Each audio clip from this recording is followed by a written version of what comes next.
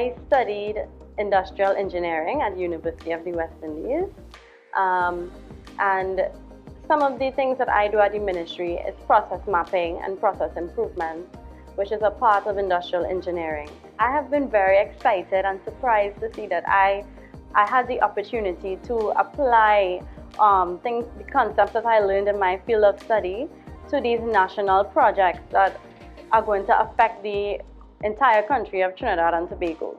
At the External Relations Unit of MDT, we get to work closely with international organizations such as the Telecommunications Union, the International Telecommunications Union, the ITU, and their current focus is looking at inclusion and specifically gender and access to broadband.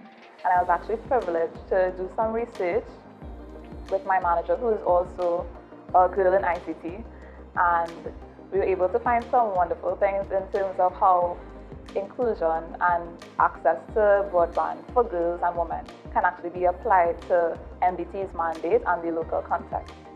So yes, I would consider myself a girl in the ICT sector, but to an extent, even though my background is in HR, since I've joined the ministry, I put my feet into different divisions such as the National ICT Division, as well as HR in terms of recruitment.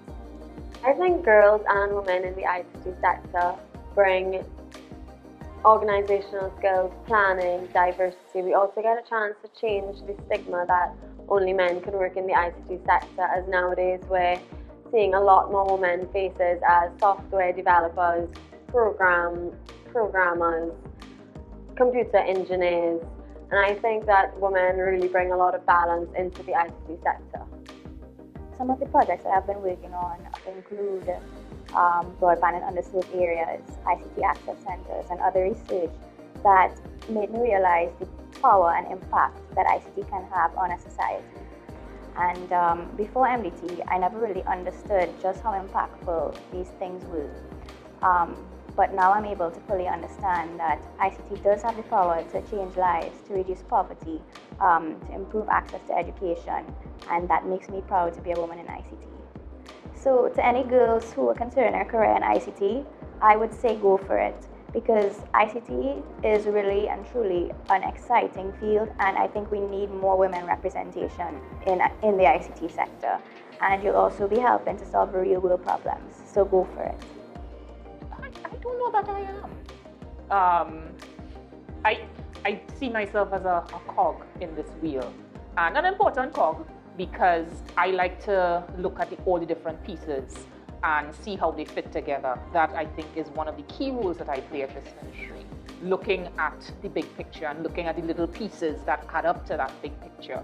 So, a trailblazer? I don't know. But I do get what we're doing and why we're doing it. And I have this burning passion for getting it right.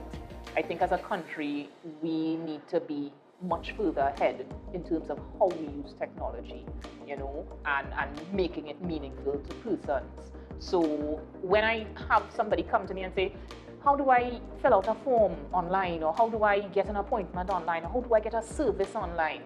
And I could sit back and say, you know what? I worked on getting a service so that you could sit in your house, or you could go to a center near to where you live and get access to government information and services. Well, yeah, if that makes me a trailblazer, then I'll own that.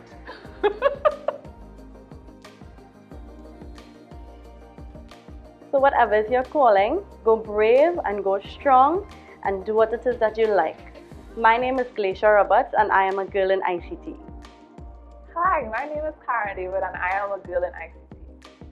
By being a girl in the ICT sector, I am breaking the stigma every day. I am Kaela, and I am a girl in the ICT sector.